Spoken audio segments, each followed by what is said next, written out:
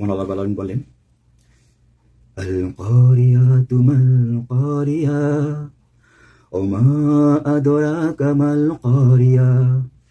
অর্থাৎ এখানে প্রথম যে আয়াতটি, যেখানে মহান আল্লাহ রাব্বুল আলামিন বললেন সেদিন, অর্থাৎ কিয়ামতের ঠিক পূর্ব মুহূর্তে এক মহাপ্রীতিপদ শব্দ। উক্ত আয়াতটির অনুবাদ হচ্ছে এক মহাপ্রীতিপদ শব্দ।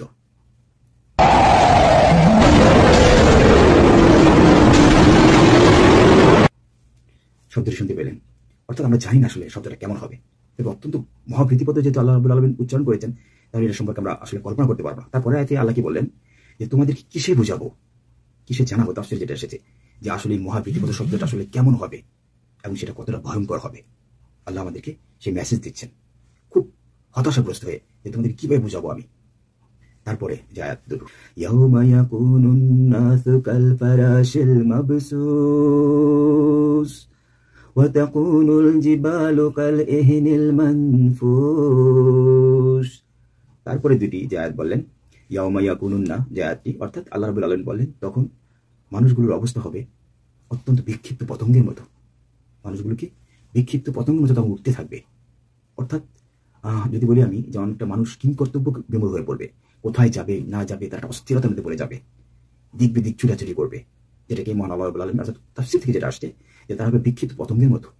যদি সেটাকে আমি ছোট্টভাবে উদাহরণ দিয়ে বুঝতে পারবেন, দেশ গ্রামের মানুষরা দেখবেন যখন কোনো একটা প্রদীপ জ্বালানো হয়, অন্ধকার রাখা হয়, তখন দেখবেন, বা মোমবাতি বা কোনো প্রদীপ, তখন দেখবেন এই আলোর চারিদিকে অনেক ছোট ছোট জিজি পোকা বা বিভিন্ন পোকা খুব এলোমেলোভাবে ঘুরতে থাকে, ঠিক আছে, বিক্ষিপ্ত পাবে, যেটা আল্লাহ রাব্বুল আলামিন বিক্ষিপ্ত পতঙ্গের কথার সাথে উল্লেখ করেছেন।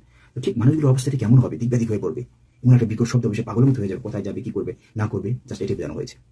তারপরে ওয়া তাকুনুল জিবালু কাল ইহনিল মানফুস। তারপরে আল্লাহ রাব্বুল আলামিন বললেন পাহাড়গুলো হবে, বা অর্থাৎ মহান আল্লাহ রাব্বুল আলামিন অন্য অন্য যে সৃষ্টি, মাখলুকাত ব্যতীত অন্য সৃষ্টি যেগুলো আছে, যে পাহাড় পর্বত বা নদী নালা অন্য যেগুলো আছে, সোজা কথা, এগুলো কি হবে তখন ধুনু পশমের মতো উঠতে থাকবে। ধুনু পশম তো বুঝতে পারছেন, মানে এগুলো এতটাই ছিন্ন ভিন্ন হয়ে যাবে যে একেবারে ধোঁয়াশের মতো অবস্থা হয়ে যাবে, এবং ধুনু পশমের মতো মনে হবে যে উঠতেছে সারা পৃথিবীতে, একেবারে ধ্বংস হয়ে যাবে, বিনাশ হয়ে যাবে, এটা বললেন। তারপরে আয়াতে ওয়া আম্মা মান খাফফাত মাওয়াজিনু ফাহুয়া ফি ইশাতির রাদিয়া। আল্লাহ বললেন কি এখানে, তবে যার আমলনামা ভারী হবে, ভালো হবে, সে কতই না সন্তোষজনক অবস্থায় থাকবে। অর্থাৎ উক্ত আয়াতের তাফসীর থেকে এটাই বোঝা যায় যে যারা নেক আমল করবে, ভালো করবে, সর্বদা আল্লাহর প্রতি তাকওয়া তাওয়াক্কুল এবং ইহসান রাখবে সর্বদা, ওই সকল ব্যক্তিরা থাকবে কি অত্যন্ত সন্তোষজনক অবস্থায়, শান্তিতে। অর্থাৎ এই যে পৃথিবীতে এইসব ঘটনা ঘটে যাচ্ছে, এই যে মানুষগুলো হতবড় অবস্থায় বা হতাশার মধ্যে, যে তারপরে হতাশা ভয়ে ভীতিতে কাজ করতেছে, ওই সকল ব্যক্তিগুলো আসলে এগুলো টেরই পাবে না। হয়তো বা মহান আল্লাহ রাব্বুল আলামিন সেই সময়টাতে একটা পর্দা সৃষ্টি করে দিবে। উক্ত পর্দাটা এমন থাকবে যে তারা বুঝতেই পারবে না, মহান আল্লাহ রাব্বুল আলামিন তাদেরকে সন্তোষজনক ভালো অবস্থায় রাখবে। এবং এই সন্তোষজনকটা আসলে কালকে আমাদের বিচার দিবসে যে মহান আল্লাহ রাব্বুল আলামিন তাদেরকে ভালো একটা ফলাফল দিবেন, উপহার দিবেন, এবং তাদের সর্বশেষ ফলাফল হিসাবে যে সর্বশ্রেষ্ঠ যেটা আমরা কামনা করি, প্রত্যাশা করি, অর্থাৎ জান্নাত, সেটাকে বোঝানো হয়েছে যে তারা কতটা সন্তোষজনক অবস্থায় থাকবে, তারা সেই ফলাফল পেয়ে, এটা বোঝানো হয়েছে। তারপরে যে দুটো আয়াত, প্রথম দিকে আবার চারটা আয়াত করি, তাহলে বুঝতে পারবেন। ওয়া আম্মা মান খাফফাত মাওয়াজিনু ফাহুয়া ফি ইশাতির রাদিয়া, এই মাত্র বললাম যেটা, ওয়া আম্মা মান খাফফাত মাওয়াজিনু ফাউমহু হামিয়া। এই দুই আয়াতে আল্লাহ কি বললেন, এই দুই আয়াতে তার উল্টো কথা বললেন। আল্লাহ বললেন যে তোমরা আসলে এই ঠিক সেই সময়টাতে, যে যখন যাদের আমলনামা খারাপ হবে, অর্থাৎ হালকা হবে, যারা আল্লাহর প্রতি গাফিল ছিল, উদাসীন ছিল, ঠিক আছে, আল্লাহর প্রতি, আল্লাহর সৃষ্টির প্রতি অবিশ্বাস ছিল, আল্লাহ জান্নাত জাহান্নাম এগুলো সৃষ্টি করে রেখেছেন আমাদেরকে, আমাদের ফলাফল স্বরূপ সেগুলো আমাকে একটা সময় প্রদান করা হবে, আমাদের প্রত্যেকটা কৃতকর্মের যে কঠিন জবাব দিয়ে করতে হবে, যারা যারা জবাব দিয়ে করতে হবে, ঠিক আছে, এই জিনিসটাকে বোঝানো হয়েছে। যাদের আমলনামা অত্যন্ত হালকা হবে, খারাপ হবে, তারা কতটাই না, মানে তাদের কতটাই না দুর্ভোগ রয়েছে, আল্লাহ সেটাও খুব আফসোস করে বলতেছে, এবং তাদের শেষ পরিণতি হবে জাহান্নামের হাবিয়া, যেটা উক্ত দুই আয়াতে মহান আল্লাহ বলেন অনুবাদ এবং তাফসীর করলেন।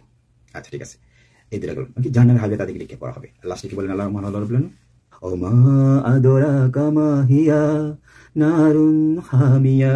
একদম সর্বশেষ দুটি যে আয়াত, যে ওমা আদরাকা মা হিয়া নারুন হামিয়া, যেটা অর্থাৎ মহান আল্লাহ বলেন, আবারও বললেন যে তোমাদেরকে কিসে বুঝাবো যে জাহান্নামের হাবিয়াটা আসলে কেমন হবে, কতটা ভয়ঙ্কর হবে, কতটা বিভৎস হবে।